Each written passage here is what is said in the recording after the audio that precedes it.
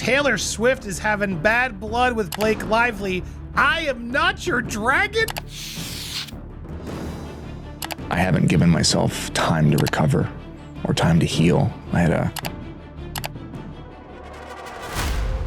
Blake Lively and Ryan Reynolds built a brand on being Hollywood's perfect couple, but behind the curated jokes, red carpet smiles, and Instagram charm, something darker was brewing. Because now, after Justin Baldoni's explosive lawsuit, a growing list of celebrities are speaking out or walking away, and the more you look at the names, the more it becomes clear Justin wasn't the first. He was just the first to fight back, and these are the celebrities Blake and Ryan allegedly tried to control, silence, or set up. Let's start with the obvious one, Justin Baldoni. He trusted Blake with the lead in It Ends With Us. He brought her in, gave her power, let her shape the most personal project of his career. And what did she do? She allegedly took over the set, rewrote entire scenes behind his back, and treated the production like a vehicle for her brand. But the worst part? She didn't do it alone. Ryan Reynolds, according to insiders, acted as her enforcer, berating Justin in closed-door meetings, shutting down his creative input, calling him emotional when he pushed back. Then came the leaks. Strategic, cruel, perfectly timed. Stories that made Justin look unstable, while Blake and Ryan played the empowered couple just trying to tell an important story. So Justin fought back. He filed a $400 million lawsuit alleging career sabotage, emotional harm, and a calculated media takedown. This wasn't creative differences. This was power used like a weapon. And Justin wasn't alone. You probably forgot Blake wasn't even in Red Notice, but Ryan was, starring alongside Dwayne "The Rock" Johnson and Gal Gadot in what was supposed to be Netflix's biggest blockbuster. And on paper, it worked, but behind the scenes, it was chaos. Insiders from the production claim Ryan began asserting himself early, rewriting scenes, altering jokes, and pushing for last-minute script changes that better suited his personal brand of humor. Crew members allegedly described the vibe as tense, with Ryan insisting on multiple takes until his version of a scene landed,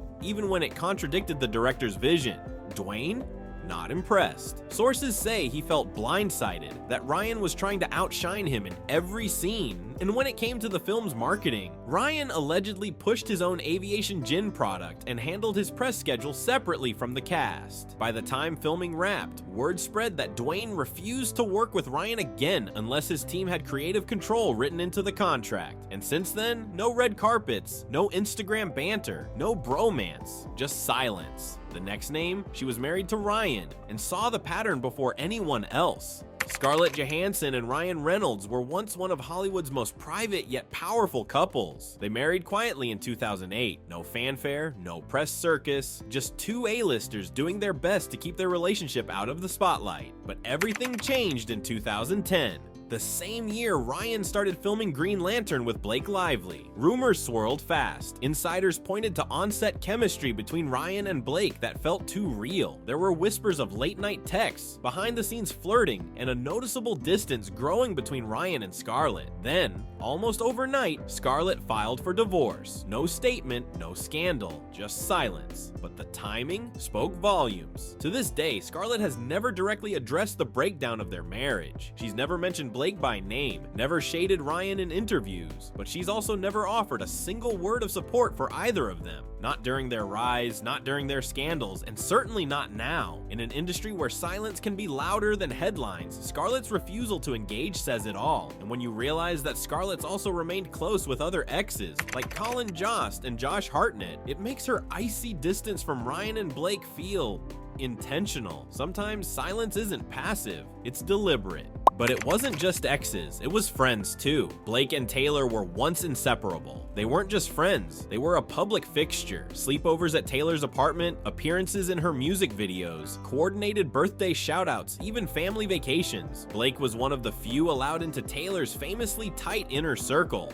the kind of Bond fans thought would last a lifetime. But then came It Ends With Us, and the subtle betrayal. During press, Blake began hinting that Taylor might be tied to the film's soundtrack. She never outright confirmed it, but she didn't deny it either. She used phrasing like, "You'll be excited about the people involved," and let the rumor spread, all while fans speculated that Taylor had blessed the project. Problem was, Taylor had never agreed to be involved. Her team was blindsided, and Swifties felt misled. Since then, Taylor has stayed quiet. No more birthday posts, no more tagging, just distance. And her ex has stayed completely quiet for years. Penn Badgley and Blake Lively weren't just co-stars. They were a real-life couple during the early seasons of Gossip Girl. Their chemistry on screen mirrored their relationship off screen, and for a while, it worked. Fans loved them, the press followed them, and the network leaned into it. But when they broke up, everything changed. Insiders from the Gossip Girl set have long claimed that Blake made the breakup everyone's business, that she quietly turned the cast and crew against Penn, painting him as difficult, distant, and overly emotional. Despite the fact that he kept showing up, doing his job, and keeping it professional. Behind the scenes, Penn was increasingly isolated. While Blake remained the golden girl of the production, Penn reportedly kept to himself, rarely engaging in cast outings, interviews, or publicity shoots outside what was contractually required. And now, in the middle of Blake's PR downfall, Penn's silence is loud. He hasn't commented on the lawsuit, hasn't reposted support, hasn't said a word, even as people from all corners of Hollywood weigh in. Some fans have taken that silence as indifference, but others see it as something more powerful, self-preservation, a quiet boundary from someone who's already lived through Blake's off-camera control and isn't going near it again. Sometimes silence isn't neutrality, it's protection. And co-stars, they've felt the same energy. Blake Lively and Anna Kendrick co-starred in the 2018 mystery thriller A Simple Favor. On paper, it was a powerhouse pairing. Two fan-favorite actresses, smart dialogue, and sharp fashion. The perfect recipe for a viral hit. But when it came time to promote, something felt off. Anna Kendrick showed up, solo. Press junkets, interviews, red carpets. Blake was notably absent or doing her own thing. There were no joint appearances, no buddy banter moments, no Instagram selfies that fans expected from a female-led film. The chemistry that lit up the screen, gone in the press. And after the film dropped, Anna never mentioned Blake again. No follow-up quotes, no praise, no "would love to work together again" fluff, just silence. Insiders later claimed that tensions on set were high. Anna, known for being professional and low maintenance, was reportedly frustrated with Blake's constant script notes, wardrobe power plays, and habit of hijacking takes to spotlight her character. One crew member allegedly called Blake impossible to direct and obsessed with image control. Some say Blake treated A Simple Favor as her brand expansion, not a collaboration, pushing her own stylist, blocking scenes that didn't flatter her, and clashing with Anna when she pushed back. And the end result, two actresses pretending to be friends on camera and ignoring each other in real life.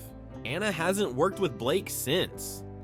And sources say she wouldn't. But Blake's control didn't stop at co-stars, it extended to her own circle. Don Saladino wasn't just any trainer, he was practically part of the lively Reynolds brand, the guy behind the transformation shots, the Instagram stories, the glossy fitness spreads. He trained Blake for A Simple Favor, crafting her lean, high-fashion look. He sculpted Ryan's superhero physique for Deadpool, The Atom Project, and beyond. And for years, he was one of their biggest supporters, reposting behind-the-scenes workouts, gushing in interviews, tagging them with praise. But when Justin Baldoni's lawsuit dropped, everything changed. Don quietly unfollowed Blake, wiped her from his page, and even deleted full videos of their workouts. And then, he began liking comments defending Baldoni, posts accusing Blake of manipulation, gaslighting, and hijacking the film. He didn't issue a statement, he didn't shade her in interviews, but in today's industry, unfollowing is a message. When your trainer, your inner circle, walks away, something's very wrong. But the author who trusted Blake felt even more betrayed. Colleen Hoover didn't just write It Ends With Us, she protected it. It was her most personal story, her breakout novel, the book that built her empire. When Blake was announced as the lead, Colleen celebrated it across her platforms. She praised Blake's strength, called her perfect for Lily, and even shared fan edits and casting dreams with genuine excitement. But then, everything unraveled. The script rewrites, the PR manipulation, the lawsuit, and suddenly, Colleen went silent. No interviews, no Instagram posts, no red carpet appearances. Even when the trailer dropped, she didn't repost it, a move that fans immediately clocked. TikTok book accounts started asking, why isn't Colleen backing her own film anymore? And the answer was clear without her ever saying a word. When the woman who created the story won't stand beside it, something broke behind the scenes. But this next name was once forced to share the spotlight with Blake. During Gossip Girl, Blake allegedly worked behind the scenes to minimize Leighton Meester's presence, pushing for storylines that kept the spotlight on Serena, even when Blair was the fan favorite. Crew members claim Blake used her rising fame to influence the narrative, leveraging red carpet popularity into creative control.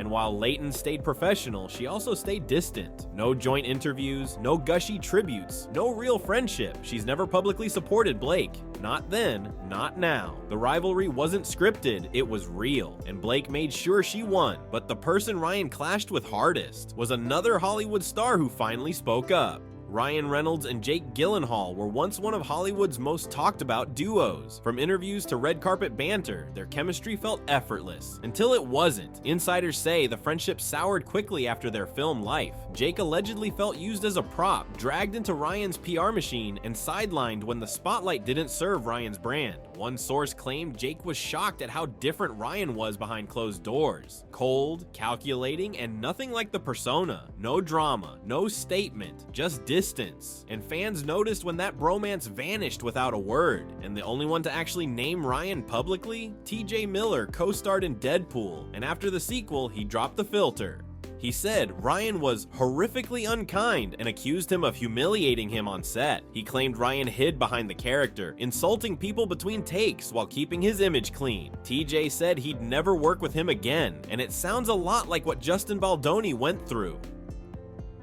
Blake and Ryan built a brand around being relatable, but now the people who knew them best are backing away, one by one. Co-stars, friends, trainers, exes, creators, and the more the truth comes out, the more it looks like Justin Baldoni wasn't their first target. He was just the first one who fought back.